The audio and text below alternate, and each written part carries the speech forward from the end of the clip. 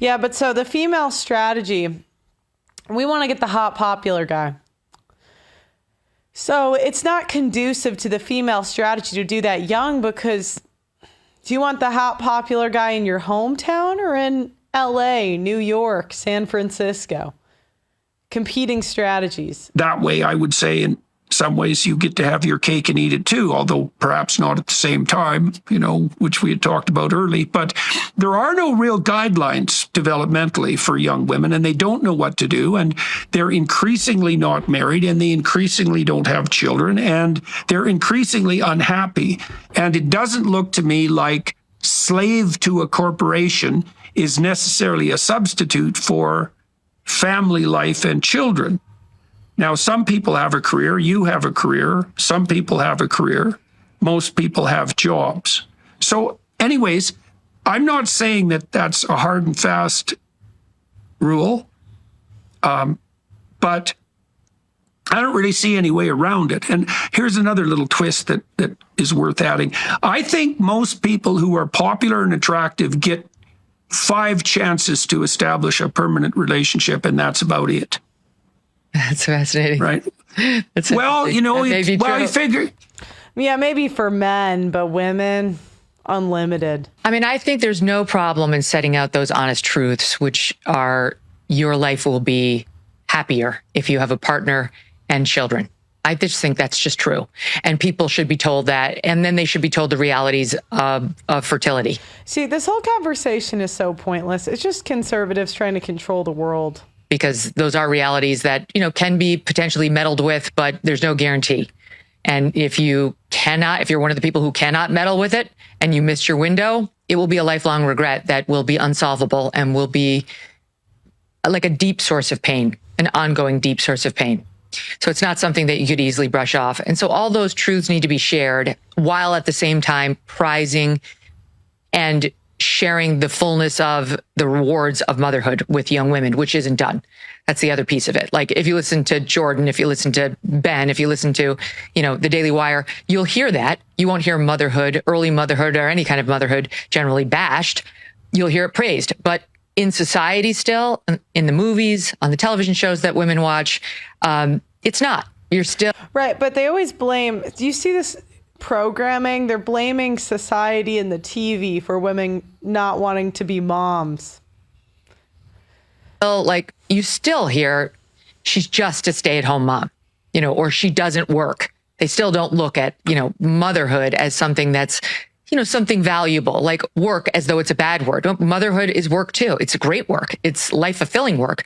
But it still has this and women who I know all over New York, and now I'm in Connecticut, they say things like, it's very important to me that my daughter see me going to a business meeting. Like, mommy's got a business meeting, or going to the office if they have just like some small meeting. And I'm like, why? Why?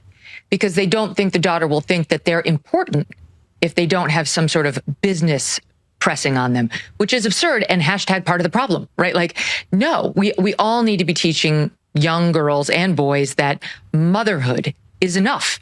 Like, being a mother is a completely valid, beautiful, awesome, really important choice. I actually went to my daughter's school and I said, I think it's fine you have career night. It's an all-girls school. And you bring in doctors and lawyers and journalists and whomever. You need to bring in a stay-at-home mom. You need to have somebody stand up there and tell the girls, I made a totally different choice. And so much the better if she's got a great education.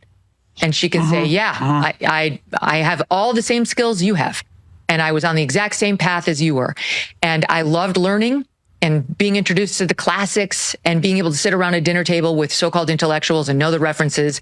And I chose a totally different path when I graduated from those schools, because there was one thing that was most important to me. And let me tell you how that's rewarded me. The school did not do it. Okay. So, we've got a counter program at home. So having said all that, I'll tell you my own personal experience, which doesn't really reflect that way of thinking or this recommended course at all. And yet still, I'm very, very happy. I'm a very contented person. Happy is a charged word, but I really am very happy with my life. I'm contented. I have a very, very strong marriage and extremely intact, loving. Do you guys think she has a strong marriage? 1 in the chat, yes. 2 in the chat, no. Do you believe her? And tell me why in the chat. Present and meaningful relationships with my 3 kids.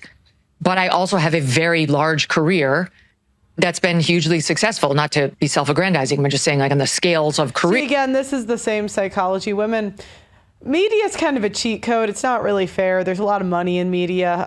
It's very competitive, similar to being like a musical artist, but you tend to get like egos in media because they think they're super important because we talk into a microphone. And I don't mean to downplay it, but I mean, you guys know, you guys are doctors, lawyers. You guys do a lot of the tough jobs. You are linemen, construction workers. You guys do a lot of the hard jobs in society. So compared to you guys, we ain't shit. You know what I mean? Careers, mine. Also, if I'm low energy today, I'm a little bit sick. I don't know. I think it's something. I don't know. But I still wanted to do a show, so this may be a shorter one today. I'm just giving you a heads up. Has worked out very well. So in no way did I really sacrifice much in that lane. And I realize this puts me in the 0.00001% of people, and probably even fewer percent of women. So the way that I did it was not that unconventional for, when I grew up. I was definitely part of a generation that felt you work, you get to work, you graduate from college, go to college, but when you finish college, you work. That's the thing you do. But in my case, Jordan, from that day to this, I've always loved working. I love it. It's totally exciting and interesting and intellectually stimulating to me. And I cannot imagine not doing this. It's been really important to me.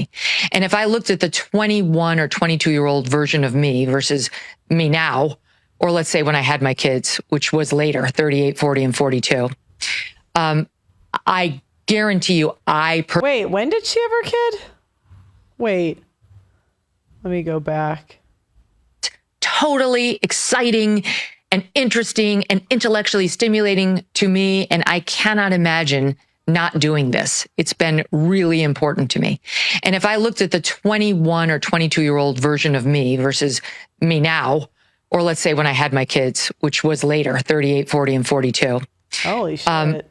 She really buzzer beater. Now I want to have an honest conversation, Megan. If you did it, how did you do it? Did you freeze your eggs? IVF? Did you get pregnant naturally? How was it? I guarantee you, I personally, this isn't true of everybody, but I personally wouldn't. Do you know what? She's more exciting talking about work than her husband. I believe that the women that are always talking up their husbands, if I'm being honest, have very, very beta husbands generally. Like if it's always a positive word about him, I think women love their husbands more that say he's an asshole. Not have been anywhere near as good a mother. I was much more selfish and less capable of giving. And, I was more of a taker, like most young people are. Not all, but most. And so I really think that the calm I've brought to motherhood, the life lessons, the wisdom, has been a boon to my children who are calm and cool. Lila Rose made $271,000 in 2022 from her nonprofit Live Action and $375,000 in 2023. That's a $100K raise. By the way, Live Action was in a $478,000 deficit for 2023. Oh, I should have brought that up. We just ran out of time. And not panickers, and have a wisdom about them that I think you kind of get through osmosis and maybe some genetics. But they're in a very good place, I think, in part thanks to the fact that it's not age related for everybody, but for me, I didn't reach that place in my life until I was older. And unfortunately, it wasn't planned this way, because I didn't meet my husband until we were 35. But unfortunately, and believe me, I think about it all the time, it means that my children and I have a shorter runway together. And I hate that fact. It haunts me. I'm so grateful that I have them at all. Choices and trade-offs. Life's about choices and trade-offs.